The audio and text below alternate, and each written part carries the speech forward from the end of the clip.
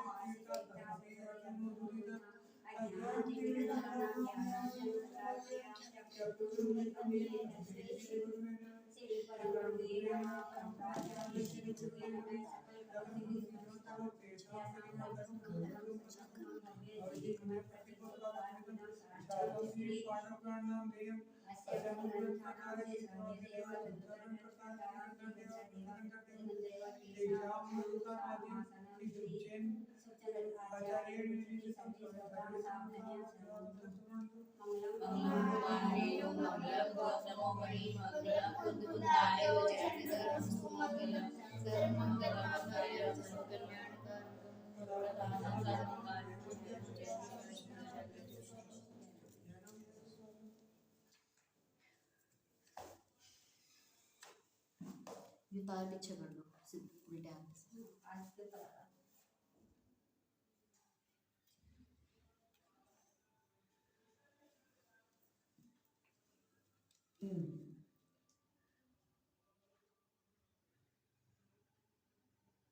कन्या रत्न को आपने भोग के पदार्थ बनाया है, क्या वो आपको पच पाएगा? अच्छा वो कह रहा है जो पति नारायण है, शायद पति नारायण ही होगा, अब इसमें लिखा तो नहीं आया। हाँ हाँ, वो कह रहा है कि क्या आपको पच पाएगा? ऐसा है ना कि एक तो त्रिपष्ट नारायण थे, बलभद्र थे, और हाँ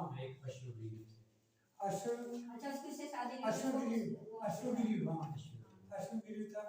तो अश्वगिरी के लिए वे कह रहे थे दूत पहुंचा था ना त्रिपष्ट नारायण के पास, तो उन्होंने मजाक ली कि ना ऐसे गिरी उन्होंने सुने ही नहीं है, ऐसे मनुष्य तो नहीं होते हैं। तो कह रहे हैं कि ज्वलन जटी और प्रजापति कौन से खेत की मूली है और चक्रवर्ती के क्रोध के आगे वे कर क्या सकते हैं। इतना कहकर वे दोनों को बुद्धि दूर वापस लौट आए और अश्वगिरी के पास आ गए। उसे नमस्कार करके उन्होंने त्रिपष्ट जो कुछ कहा था जो का त्यों कह सुनाया, जिसे सुनकर अश्वगिरी का क्रोध का पारा और भी ज्यादा बढ़ गया।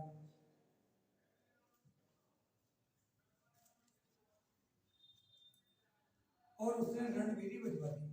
संसार भर में फैलने वाली बीरी के शब्द सुनकर राजा गण अश्वग्रीव के चरणों में आकर उपस्थित हो गए, क्योंकि चक्रवर्ती के क्रोध के मारे सभी भयभीत होकर बाहर से दब जाते हैं। पृथ्वी पर कोई भी सुख चैन से नहीं रह सकता। इसके बाद अश्वग्रीव चतुरंग सेना लेकर रथावृत पर्वत की ओर रवाना हुआ। इस समय दसों दिशाएं आग उगलने लगी, उल्कापात होने लगा, पृथ्वी कांपने लगी। अश्वग्रीव को आया जान प्रजापति के दोनों पुत्र भी पहुंचे। दोनों ओर की सेना का बड़ा भयंकर युद्ध हुआ। यह देखकर त्रिपष्ट को और भी क्रोध आ गया और वह आग बबूला हो गया और अश्वग्रीव पर स्वयं ही जा चढ़ा। उधर से अश्वग्रीव भी पहले जन्म के बैर के कारण लड़ने को तैयार ही था। दोनों ने खूब बाणों की वर्षा की, जिससे सारी सेना बिल्कुल बाण में दिख पड़ने लगी। इस तरह दोनों में सामान्य शस्त्रों के द्वारा बहुत ही युद्ध हुआ, और जब कोई एक दूसरे को जीत न सका तब उन शक्तिशालियों ने विद्या युद्ध आरंभ किया। पहले सामान्य करा, अब उन्होंने विद्याएं चालू कर दी। विद्या युद्ध करते समय बहुत देर हो गई और अश्वग्रीव का विद्या बल व्यर्थ जाने लगा। ठीक है ना, उसकी विद्या काम नहीं आ रही थी। हाँ, उसकी कोई विद्या काम नहीं आ रही थी। त्रिपष्ट नारायण के आगे तब क्रोध में आकर अश्वग्रीव ने बैल पर चक्र चलाया। चक्र 3 प्रदक्षिणा करके देव योग से त्रिपष्ट के हाथ में आ गया। ऐसा उसमें भी पढ़ने को मिला था पद्म पुराण में भी कि ना चक्र, फिर चक्री के बाद क्या होता है, चक्री क्या है, नारायण का होता है चक्र। अंत में उस बलि त्रिपष्ट ने उसी चक्र को अश्वग्रीव की गर्दन को काटकर धराशायी कर दिया। अश्वग्रीव को चक्रवर्ती बताया। हाँ, इसमें अश्वग्रीव को चक्रवर्ती बताया। मैं सोच रहा हूँ कि कल को जो जैन धर्म का गणित है मेरे पास वो भी लेकर आऊँ, ठीक है ना। उसमें देखेंगे कि अश्वग्रीव है और चक्रवर्ती का तो मान भंग केवल भरत जी का दिखाया, लेकिन मरते तो दिखाया ही नहीं, और हारते हुए दिखाया, केवल मान भंग दिखाया। बाहुबली भगवान ने जल मल और नेत्र युद्ध में भरत जी को हराया, ठीक है ना, लेकिन फिर भी चक्रवर्ती रहे भी। ऐसा नहीं कि बाहुबली भगवान चक्रवर्ती बन गए, ठीक है ना। और हराने के बाद बाहुबली भगवान ने दीक्षा ले ली, बाहुबली भगवान तो मुनि बन गए, और इन्होंने भरत जी ने राज चलाया, और अपनी मर्जी से जब चाहा तब त्याग करा। चक्रवर्ती पद का त्याग भी भरत जी ने अपनी इच्छा से किया, लेकिन किसी से हारे नहीं। चक्रवर्ती तो दूसरे के द्वारा मारे जाने का। इसमें इन्होंने चक्रवर्ती का मेरे ख्याल से पति नारायण होंगे, नारायण और पति नारायण हो गई है। हाँ, लेकिन यहाँ पर चक्रवर्ती लिखा हुआ, इसलिए मैं भी चक्रवर्ती ही बोल रहा हूँ। नारायण ही पति नारायण को मानेगा। हाँ, और अगर हमारे पास वो होता जैन धर्म का गणित, तो उसमें ये भी पता चल जाता कि जिस टाइम पर त्रिप्रश्न नारायण हुए, उस टाइम पर पति नारायण थे कौन? हाँ, ठीक ये है, असली पति नारायण होगा। हाँ, ये पति नारायण ही होंगे, क्योंकि नारायण जो वध करता है पति नारायण का करता है। नारायण कभी भी चक्रवर्ती का वध नहीं करता, और चक्रवर्ती के पास तो जो चक्ररत्न होता है उसको कोई जीत ही नहीं सकता। हजारों देव उसकी ना इसमें लिखा हुआ है इसके लिए, क्या ये असली के लिए लिखा हुआ है चक्रवर्ती। ये हाँ, लाइन इसी पढ़ी को ना, पढ़ रहा दो हूँ। लाइनें, चाची जी इसी को पढ़ रहा हूँ मैं, 2 लाइनें में आपकी तरफ नहीं पढ़ रहा हूँ, देखो रिपीट कर रहा हूँ उस लाइन को मैं।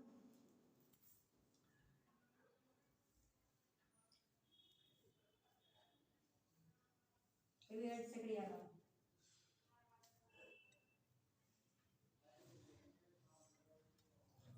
अर्थ चक्री तो पति नारायण को कहते हैं अर्थ चक्री।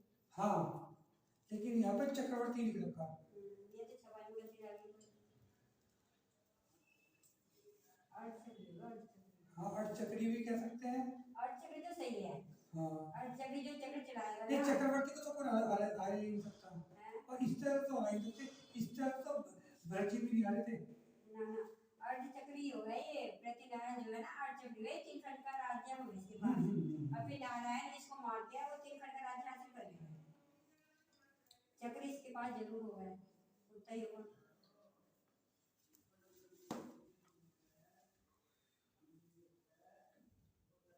देखो क्या लिखा कि जिसे सुनकर अश्वग्रीव का क्रोध का पारा बहुत चढ़ गया, उसने रणभेरी बजवा दी। संसार भर में फैलने वाली भेरी के शब्द को सुनकर सभी राजागण अश्वग्रीव की सेना में उपस्थित हो गए, क्योंकि चक्रवर्ती के क्रोध के मारे सभी भयभीत होकर भाग से दब जाते हैं।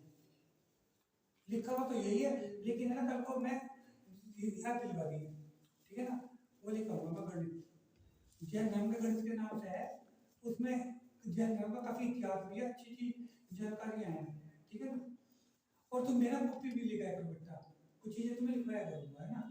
फिर जब तुम लिखोगे पाठशाला में भी 2-4 बार उसकी चर्चा कर लेंगे, मैं भी नोट कर लूंगा, मैं भी याद करूंगा, है ना। इस प्रकार विजय और त्रिपट आधे भारत के अधिपति हुए। आधे भारत के, इसका मतलब क्या हुआ? 3 खंड के राजा थे, अर्धचक्री थे। हाँ, नहीं छपाई में गलती नहीं, उन्होंने लिखने की कोशिश यही करी, लेकिन है ना शब्द गलत रहा हो। छपाई में गलती होती ना तो फिर कुछ और लिखा जाता, इन्होंने डायरेक्ट चक्रवर्ती ही लिखा। अर्धचक्री तो बिल्कुल सही बात है। हाँ, अर्धचक्री बैठी भी सही रहा, और नारायण के हाथ से पति नारायण का ये होता है, वो 3 खंड का राज्य इसको 3 खंड के राजा होते हैं। चक्रवर्ती को तो कोई मार सही, उसका तो मतलब खंड मतलब राज्य कोई छीन नहीं सकता। हाँ, क्योंकि उनकी रक्षा के लिए बहुत सारे देव होते हैं उसमें। जो चक्ररत्न होता है, चक्ररत्न की रक्षा के लिए भी कई हजार देव रहते हैं।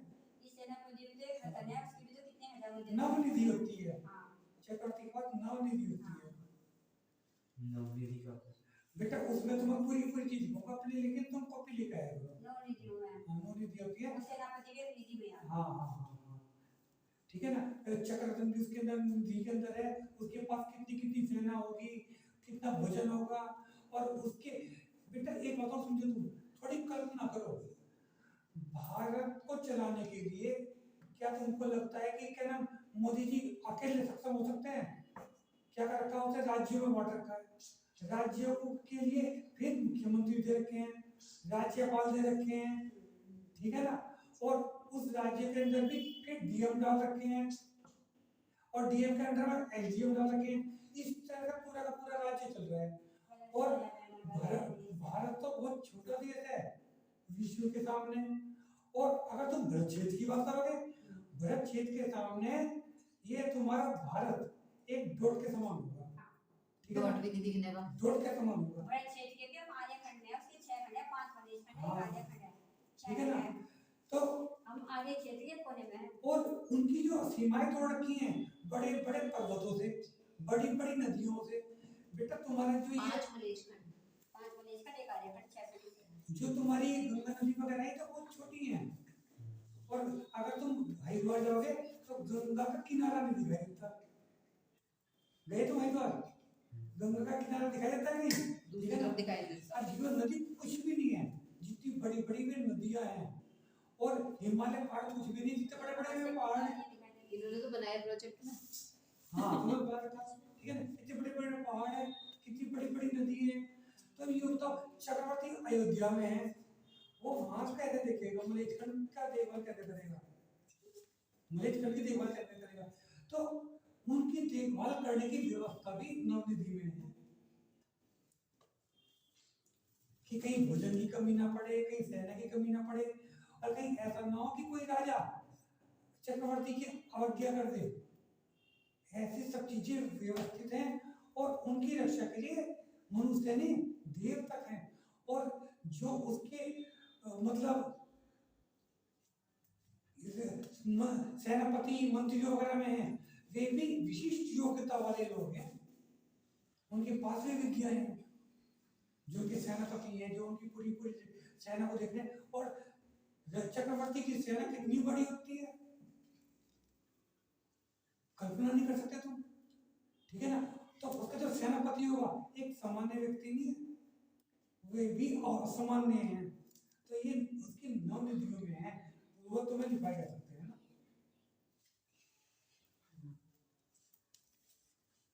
तो इसके बाद त्रिपष्ट ने जरनजटी को दोनों सैन्यों का स्वामी बना दिया। सच है, बड़े पुरुषों के आश्रय से सभी की प्रभुता प्राप्त हो जाती है, कुछ भी दुर्लभ नहीं रह जाता।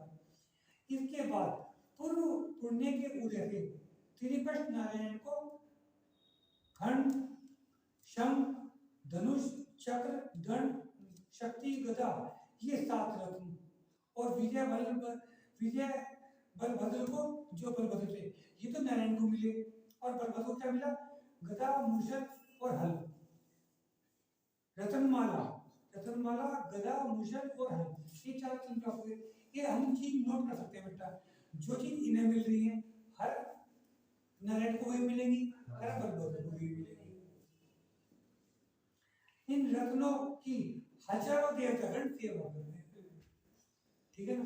और ये तो अर्धचक्री है, चक्रवर्ती के पास तो बेटा बहुत बड़ी चीजें होती है। त्रिपष्ट की 16,000 रानियां थी, यानी कि नारायण की 16,000 रानियां और 96,000। उनमें से पटरानी का सौभाग्य स्वयं प्रभा को प्राप्त था, उज्ज्वल जटी की बेटी को। विजय की 8,000 रानियां थी, ये सभी शीलवती, रूपवती और गुणों को कामती। अच्छा, ये जो थे बेटा नारायण, पतिनारायण और बलभद्र, ये भी किसी बहुत बड़े तपस्वी होते हैं, बड़ी तपस्या के कारण इनको मिलते हैं। लेकिन इनकी मोक्ष जाने की इच्छा ना होकर इनकी इच्छा संसार का वैभव प्राप्त करने की होती है, इसलिए इन्हें संसार का वैभव मिलता है। लेकिन तपस्या वे इतनी करते हैं कि अगर वे निदान न रखते, निदान का मतलब किसी चीज की इच्छा न रखते। हाँ बेटा, अम्मा ने क्या कहा?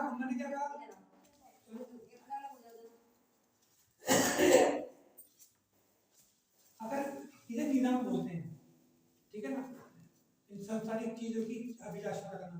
अगर वे निदान न रखते तो उसी वंश में मोक्ष भी जा सकते हैं, इतनी कठोर तपस्या करते हैं। बलभद्र जो मोक्ष जाते हैं सभी का नियम नहीं है, लेकिन का तो कभी नरक नहीं करते। जैसे राम मेरा नाम तो मोक्ष में। हाँ, लेकिन बलराम मोक्ष नहीं गए, ठीक है ना। बलभद्र का नरक जाने का तो कोई नियम नहीं है, नरक नहीं जाते, वे स्वर्ग जाएंगे या मर जाएंगे। इसके बाद प्रजापति राजा ने भी अपनी ज्योतिर्माला नाम की पुत्री का विवाह बड़े ठाट बाट के साथ ज्वलन जटी के पुत्र अर्ककीर्ति के साथ कर दिया। इससे दोनों राजाओं में परस्पर काफी गाढ़ी प्रीति हो गई। अर्ककीर्ति और ज्योतिर्माला के अभी अमित तेज नाम का पुत्र और सुतारा नाम की पुत्री हुई। इसी भांति त्रिपर और स्वयंप्रभा के भी श्री विजय और विजयवत नाम के दो पुत्र और ज्योति प्रभा नाम की कन्या हुई। इसके बाद किसी निमित्त को पाकर प्रजापति संसार के विषय भोगों से उदास हो गए और पिहिताश्रम मुनि के पास जाकर जैनेन्द्रीय दीक्षा धारण कर तप के द्वारा कर्मों का नाश करके मोक्ष को प्राप्त मोक्ष को प्राप्त कर लिया। यह सुनकर ज्वलन जटी भी आकर कीर्ति को राजभार डालकर जगत नंदन मुनि के पास जाकर दिगंबरी दीक्षा ली और परम ध्यान के तप से परम पद के स्वामी हो गए। परम पद का मतलब ही मोक्ष। इसके बाद ज्योति प्रभा का स्वयंवर रचा गया और अमित तेज उसने अमित तेज को भरा, उसके गले में वरमाला डाली और अर्ककीर्ति की पुत्री सुतारा ने अपने स्वयंवर में श्री विजय पर आसक्त होकर उसके गले में वरमाला डाली। स्वयंवर के बाद दोनों का परस्पर खूब धूमधाम से विवाह महोत्सव किया गया। इसके बाद बहुत दिनों तक राजसुख भोग आयु के अंत होने पर नारायण मरकर सातवें नरक गए और विजय बलभद्र ने श्री विजय को राजपद देकर विजयभद्र को युवराज बनाया और स्वयं भाई के शोक में व्याकुल होकर कुंभ मुनि के पास दीक्षित हो गए। नारायण तो मुझे लगा नरक में बलभद्र नारायण तो नियम से नरक में जाते थे क्या?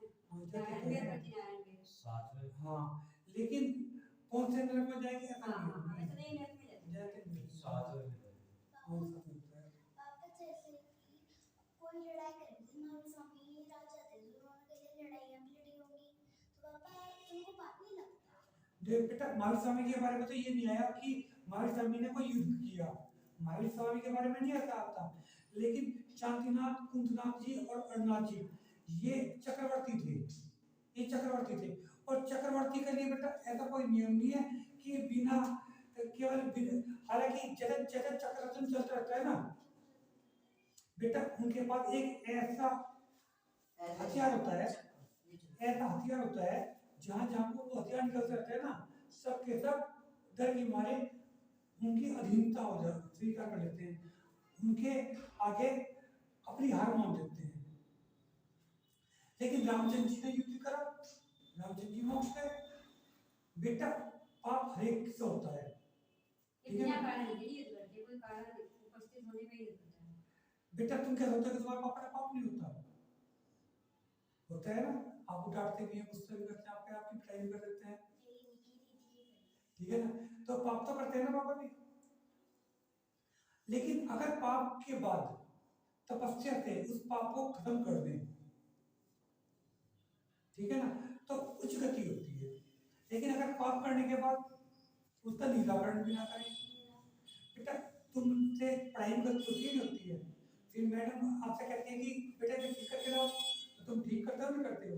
ऐसे हमारे से भी गलत काम होते हैं, राजा को भी लड़ना पड़ता है, राजा से भी गलत काम होते हैं। रामचंद्र जी ने बहुतों को मारा था, युधिष्ठिर भीम अर्जुन ने भी बहुतों को मारा था। जैसे डॉक्टर है, किसी का इलाज कर रहा, वो मर गया, उसके आसपास को पाप नहीं लगा, उसका मतलब मेन मकसद तो उसको बचाने का था। भाव की किस भाव से कर उसको पाप नहीं लगेगा, कैसे कर रहे हो, या किसी को बचाने के लिए कर रहे हो। लेकिन बेटा तपस्या से जो पाप लगता है उसको भी खत्म किया जा सकता है। तपस्या से पहले किए गए पाप को खत्म किया जा सकता है। लेकिन वो भी तपस्या पे डिपेंड करता है कि किस तरह की साधना। हाँ सर तपस्या का कोई सीक्वेंस होता है कि पहले ये वाला पाप कटेगा, पहले वो वाला पाप कटेगा। हाँ बिल्कुल ठीक बात है। ये तो कुछ स्थान में है, क्वेश्चन बहुत अच्छा गया। अच्छा एक बात देखो, सीक्वेंस में होता तो पहले घाती एक ही कट, पहले घाती एक ही कट ले। कर्मों की प्रकृतियों का तो अगर समझना है, पहले कौन सी प्रकृति तुम जाएगी, एक बात देखो कौन सी बेटा, अगर जाएगी, सीक्वेंस में हो पहले घाटी कट रहे नहीं कट रही, और घाटी हमें भी सबसे पहले कौन सा कट रहा, मोहिनी है। मोहिनी कट रहा बेटा, मोहिनी को काटना पड़ता है, बाकी ज्ञानावरण दशनावरण और अंतराय तो अपना अपना खुद ही खत्म हो जाते हैं, केवल मोहिनी काटना पड़ता है। सबसे ज्यादा कटाना यही है। बेटा क्रोध, मान, माया, लोभ ये मोहिनी कर्म आते हैं। हाँ चार का और सबसे ज्यादा खतरनाक यही है बेटा, हमें जितना ये उपवास वगैरह करने पड़ते हैं, इन्हीं के कारण करने पड़ते हैं। अगर हम गलत चीज खाते हैं, देखो एक बात बताओ बेटा, अगर शराब पिएंगे, शराब क्यों मना करते हैं? क्योंकि उससे किडनी वगैरह खराब हो जाएगा। नहीं नशा होता है ना बेटा, ये कह रही किडनी खराब है। अच्छे बुरे का ज्ञान होता है। हाँ उसमें सुध नहीं रहती हम क्या कर रहे हैं क्या नहीं कर रहे। तो ऐसी चीजों को ही मना करा गया। प्याज को, लहसुन को क्यों मना किया गया? माँ ये भी है ना तामसिक प्रकृति है। जैसा खावे वैसा हाँ। होता है। तामसिक का क्या मतलब है? देखो बेटा तीन तरह की प्रवृत्ति होती है, रज, तम और सत। कितनी तरह की है? तीन तरह की, रज, तम और सत। सत प्रवृत्ति सबसे बढ़िया प्रवृत्ति है। सत प्रवृत्ति अगर तुम्हारे अंदर है, तुम्हें त्याग, तपस्या, धर्म करने का पूरा मन करेगा और तुम्हारे अंदर जरा से भी बुरे विचार नहीं आएंगे, बुरे विचार आने की, ठीक है ना। अब आगे रज और तम। रज प्रवृत्ति के अंदर क्या है, आदमी के अंदर चंचल प्रवृत्ति होती है और टिक के नहीं बैठेगा, उछलता कूदता सा रहेगा, ये रज प्रवृत्ति है, ठीक है ना। ध्यान लगाने का की कोशिश करेगा तो उसके मन में ये आएगा, अरे यार मुझे योगा करना था, मुझे ये करना था, कितने रह गए, कितने रह गए, ये रहेगा। ये नियम दे रखा करना है, पर आप कौन सा बनेगा? हाँ वो मंत्र भी ठीक भी पढ़ने का, अगर सब पढ़ना होगा और शुद्ध उच्चारण तक नहीं करने का, क्योंकि चंचल प्रवृत्ति का है, ठीक है ना। तम प्रवृत्ति के अंदर क्या टाइम हो रहा है, इतना टाइम हो रहा है, थोड़ी देर और लेट जाऊं, सो जाऊं, प्रमाद। परमार्थ तम प्रवृत्ति के अंदर, ठीक है ना। तो जो ये लहसुन है, प्याज है, तली की चीजें हैं, प्रमाद सबसे खतरनाक है। सुनो, वो इसी की वजह से बात को बोल देते हैं? हैं चंचलता होती है। रज प्रवृत्ति, ठीक है ना। तो इसीलिए इन चीजों को, तली की चीज, तुम देखो तली की चीज तुम पूरी कचौरी ये खा लो, तुम्हारे ऐसा मन करेगा थोड़ी देर को लेट जाओ आराम कर लो, ठीक है ना, तुम्हारा ऐसा मन करेगा, ठीक है ना। तो इन चीजों का त्याग के लिए इसीलिए कहा गया है, ठीक है ना। आगे चलते हैं।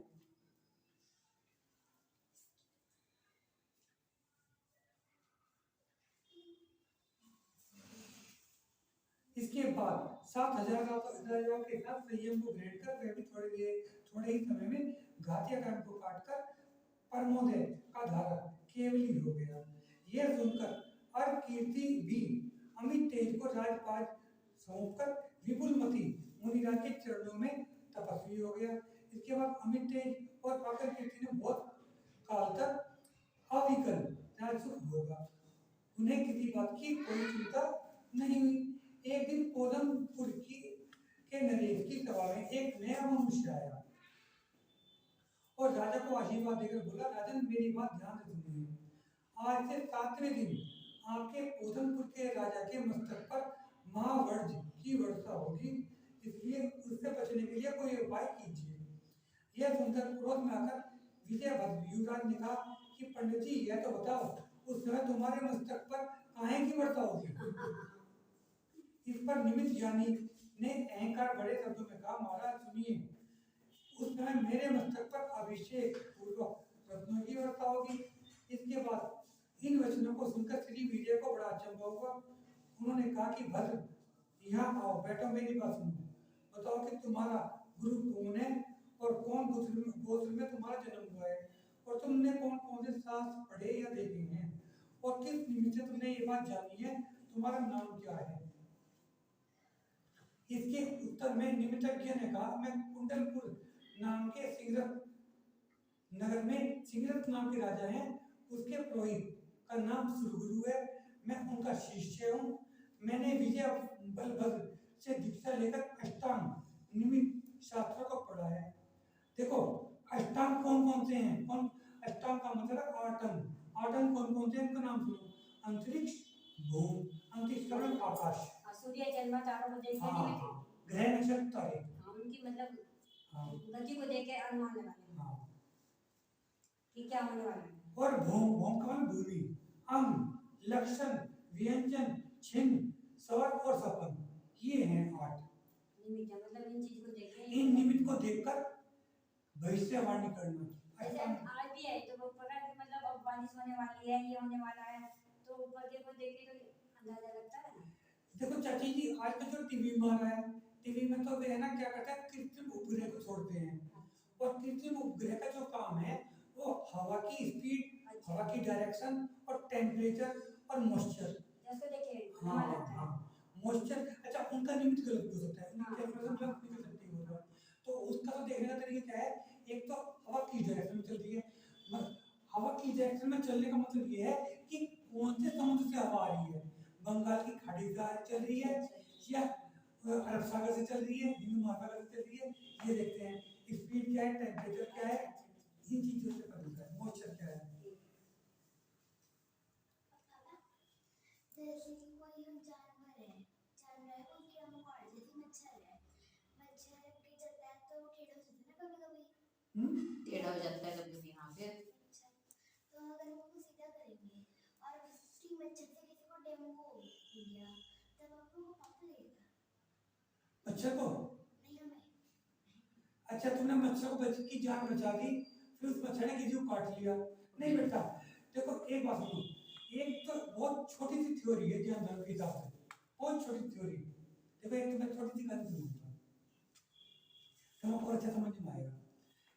देखो काम सेम है लेकिन विचार अलग अलग है, ठीक है ना। सबसे पहली बात तो तुम्हें ये समझना पड़ेगा कि जैन धर्म के हिसाब से पाप या पुण्य लगना भाव के कारण है। किसके कारण है? भाव के कारण। अगर तुम्हारे भाव खराब है, तुम अच्छा काम कर रहे हो, ठीक है ना, तो भी तुम्हें पाप खराब लगेगा। है। एक उदाहरण दे रहा हूं, किसी को खाना खिलाना अच्छी बात है बुरी बात है? अच्छी बात है पक्का। और तुम उसे खूब घी दूध मक्खन खिला रहे हैं, अच्छी बात है बुरी बात है? नहीं, जैसे कोई मतलब बीमार है और उसको घी बिल्कुल मना कर रखा और तुम उसको घी खिला रहे, खूब घी खिला रहे, तो ठीक है ये ना, नुकसानदायक है। तुम्हारे दिमाग में ये है खूब मोटा हो जाए कि बीमारी लग जाए, खिला तो तुमने खाना रहे और तुम्हारी इच्छा ये हो रही कि खूब मोटा हो जाए बीमार पड़ जाएगी, तो पाप लगेगा पुण्य लगेगा? खिला तो खाना रहे, ठीक है ना। एक तुम्हें एग्जाम्पल देता हूँ। ऐसा हुआ एक मुनिराज जंगल में तपस्या कर रहे थे, बहुत ठंड का टाइम था, बहुत ठंड का टाइम। तो एक वहां पे लकड़ा आया, उसे लकड़ाने को लगा कि मुनिराज को ठंड लग रही होगी। उन्होंने क्या कहा, चारों तरफ आग जला दी, चारों तरफ आग जला दी ताकि मुनिराज को ठंड ना लगे, और आग जला के वो चला गया। फिर थोड़ी देर के बाद दूसरा लकड़ा आया, कहता मूर्ख है, आग जला के चला गया, अगर पतंगा मुनिराज के ऊपर गिर गया तो कहीं ऐसा ना हो कि मुनिराज के पास आग लग जाए, बड़ा मूर्ख है वो तो, जिन्हें आग जलाई उसने आग बुझा दी। अब तुम्हें बताओ काम सेम हुआ या अलग अलग हुए? काम तो अलग अलग हुए, बिल्कुल अपोजिट काम हुए, लेकिन भावना दोनों की अच्छी थी, ठीक है ना। तो पाप किसे लगा, आग जलाने वाले को या आग बुझाने वाले को? भाई एक बात बताओ, ये तो आग जलाने वाले को पाप लगना चाहिए या आग बुझाने वाले को लगना चाहिए? ये कुछ लगना चाहिए, क्यों मिशी? अपोजिट काम हो रहे नहीं हो रहे हैं, एक तो आग जला रहा है, एक आग बुझा रहा है, तो एक ने एक तो पाप लगना चाहिए, या जलाने वाले को लगे बुझाने वाले को लगे। आगे समझ में बेटा? तो पाप या पुण्य की जो बात है वो भावना के ऊपर है बेटा। अगर तुम किसी को खाना खिला रहे और खाने से खिला रहे ताकि वो मोटा हो जाए और उसे बीमारी लग जाए, तो पाप लगेगा पुण्य लगेगा? अच्छा एक बात बता, मम्मी अगर तुम्हारी पिटाई कर रही है मम्मी तो बहुत पाप लगना चाहिए, पीटना हिंसा नहीं है। अच्छा बता, किसी को पीटना अच्छी बात है? किसी को पीटना अच्छी बात है क्या? पिटाई करोगे तो पाप लगेगा ना, लेकिन पिटाई इसलिए कर रहे ताकि तुम मंदिर जाओ, तुम पढ़ो, वही मैं कह रहा हूँ कि अगर इसकी पिटाई बेटा करेंगे, तुम्हारे अच्छे के लिए डांट रहे हैं तो उसमें भाव सही है ना। मेन चीज क्या है? भाव। अगर तुम्हारे भाव शुद्ध हैं तो तुम्हें पाप नहीं लगेगा। कम लगेगा, मतलब जो हिंसा तो कहीं जैसे मान लो पिटाई होगी है तो गलती, लेकिन कम लगेगा। देखो गृहस्थी के अंदर तो कर्मों का आसरा हो ही रहा। मेरी बात तो यही इसे है। बचाने का डॉक्टर को जाना है, कोई डॉक्टर है मरीज को देख रहा है, उसके तो बचाने के भाव थे, उसका ही कर्म करोगे तो मर गया तो डॉक्टर को पाप नहीं लगता। गृहस्थी के अंदर तो कर्मों का आसरा है। अब 2 दिन हिंसा तो करनी पड़ेगी अपने बचाव के लिए, तो हिंसा करनी ही नहीं पड़ेगी। चाची जी, क्षम्य वो भी नहीं है, हैं? क्षम्य नहीं है। नहीं गृहस्थ अवस्था में तो होती है, करनी पड़ेगी, नहीं, चाची नहीं। उसके बिना काम नहीं चल रहा मेरा। चाची जी एक बातों में सबसे बड़ी बात यह है कि अगर फिर हम संकल्प भी हिंसा नहीं करती। संकल्प की हिंसा का तो त्याग होना ही चाहिए। हाँ। संकल्प की हिंसा का तो त्याग 100% होना चाहिए। लेकिन एक बात है, गृहस्थी के अंदर कर्मों का हर टाइम आसरा है, वो तो है ही। हर टाइम आसरा है, और निर्जरा जीरो है। निर्जरा नहीं है तो इसलिए तो है निर्जरा जीरो, लेकिन उसका हिंसा का त्याग नहीं है। जब पुण्य पाप से बचेंगे इन देखो अगर आपने एक प्रतिमा 2 प्रतिमा भी ले ली, तुम्हारी निर्जरा चालू हो गई। निर्जरा चालू हो गई, नहीं हो गई? क्यों? आप व्रती हो गए। और जब तक आप गृहस्थी हैं, आप कह रहे हो कि ना विरोधी हिंसा तो करनी पड़ेगी, तो भाई अगर करनी पड़ेगी ना तो साथ ही साथ दूसरा सर्टिफिकेट ये है कि आपकी निर्जरा जीरो है और पूरी तरह से कर्मों का आश्रय है। तो इसके लिए भी सबसे बड़ी बात यह है, आप अपने 24 घंटे के 3 हिस्से करो। कितने हिस्से करो? 3 हिस्से करो, और उसमें से एक हिस्सा धर्म करो। इसके लिए नियम ये है, धर्म करना जरूरी है, ठीक है ना?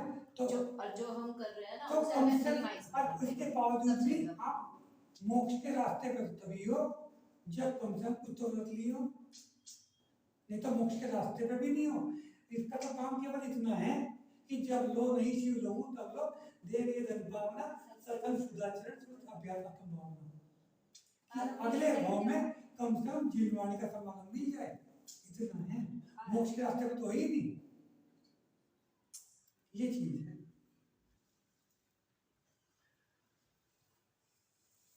इसके बाद भूख से व्याकुल होकर मैंने दीक्षा छोड़ दी।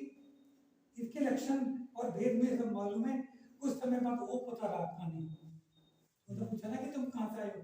इसके बाद भूख से व्याकुल होकर मैंने दीक्षा छोड़ दी और हमेशा दुखी होकर इधर उधर घूमने लगा। कुछ साल के बाद मैं पद्मनी खेत नामक नगर में आया। वहां सोम शर्मा नाम का मेरा मामा रहता था।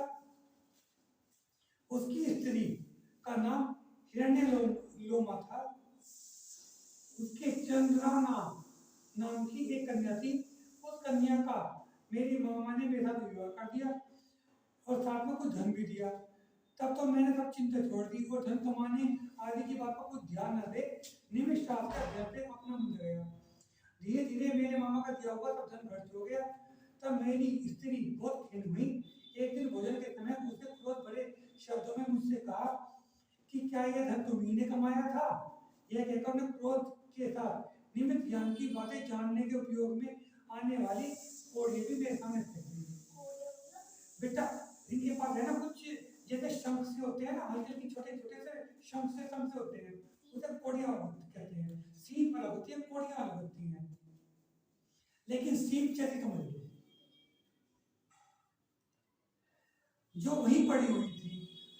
उनसे मैंने यह निश्चय किया कि पौधनपुर के नरेश के मस्तक पर वज्रपात होगा और भोजन करने की मेरी पेटी की थाली में प्रतिबिंबित मेरी मूर्ति पर सूरज की किरणें पड़ रही थी तथा उसी समय मेरी मूर्ति पर मेरी स्त्री ने हाथ धोने के जल की जो धारा डाल दी। इससे मुझे यह जाना कि मुझे अभिषेक पूर्वक राजलाभ होगा। मेरा नाम अमन जिन्ने है। मैंने ऊपर कहे हुए निमित्त जानकारी आपको सूचना दी है, दूसरा कोई कारण नहीं है। मतलब उस चीज से इसने निमित्त ज्ञान का वो पता है। हाँ राजा के मस्तक पे क्या वज्रपात का मतलब ये है कि है ना कुछ चीज से भारी चीज पड़ेगी। वज्र उसे कहते हैं जो आज के टाइम में लोहे से भी ज्यादा मजबूत हो। भारी पत्थर हाँ, चट्टान ये क्या सर पे गिर के मृत्यु हो जाएगी। हाँ ऐसा होता है। और ये कह रहा है कि मेरे ऊपर अभिषेक होगा और रत्नों की बारिश होगी। बस ऐसे होगा, मतलब वो माँ का राजा नहीं, हो अब तो जाएगा। आगे आगे पढ़ने से पता चलेगा कि उसकी भविष्यवाणी सही भी थी या गलत थी। ये सही आएगी, सही आएगी। एक बच्चन काय में पढ़ा था, उसमें लिखा था मेघनाथ ने, जिसका था कि उन दो को ना ऐसा ऐसा होएगा कि उनके पुतले रखे गए थे वहाँ पर, राजा महाराजा किसके थे। वैसे तो ये अब भीम के लिए भी बताया था कि जब बेटा क्या नाम वो धर्मराज कहता कि मैं अपने भतीजे से गले मिलना है, तो श्री कृष्ण जी ने भीम की आकार का एक हाँ पुतला रख दिया था। ये ऐसे बताया तो वो क्या वो दोनों राजाओं के ऊपर मतलब वे खत्म हो गई कैसे कैसे उनका उसका कोई समाधान, फिर ऐसा समाधान था कि ऐसा करो वहाँ पे अच्छा, अच्छा, अच्छा, दो अच्छा। पुतले रखे गए थे, इन्हें खत्म हुए थे दोनों। अच्छा, दशरथ के लिए भी करा था। हाँ बड़ी इसके लिए पढ़ा था। जितने की वाली है नहीं शंतनु की है। और गृहस्थी है ना, बस संकल्प की हिंसा के कार्य हो सकते हैं, आरंभ हिंसा में करेगा, विरोधी हिंसा में करेगा, वो तो सब करेगा। लेकिन है ना फिर छूट नहीं है हाँ कर्मों का फल ना है। भाई पापा हरि के ज्ञान से सूझे लोकालोक, सोवाणी मस्तक नमो सदा देतु लोक। एक मानी भाटी तो ऐसे उठिन है, जो तेरी शरणा गए सो पाविष्ट